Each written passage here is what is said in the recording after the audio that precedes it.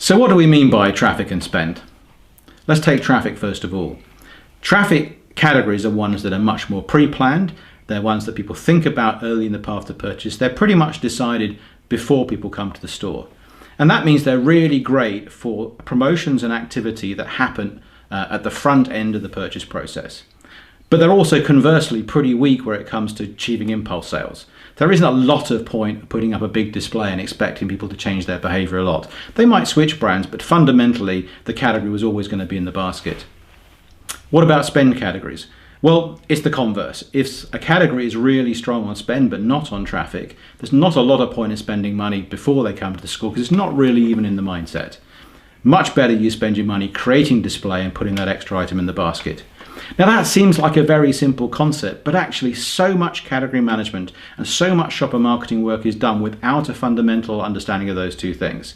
So money is wasted and people get an inferior return on investment on their activity.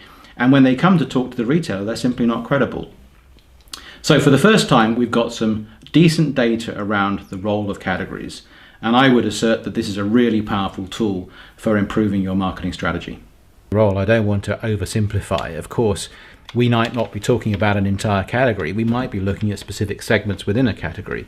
We very often find that within a broader category, certain segments do quite a different job. You can have categories where there might be, say, a health sector or a premium sector that does a really powerful job driving traffic, whereas the other part of the category simply doesn't. Or conversely, there might be something kind of new and slightly more exciting in a category that really responds to display or is more impulsive and is much more of a basket building or a spend driving part of the category.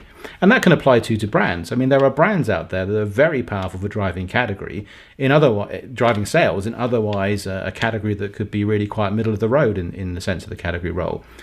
The good thing about our data is we gather enough samples so you can start to look at those differences to drill down by segment and to drill down by individual brand.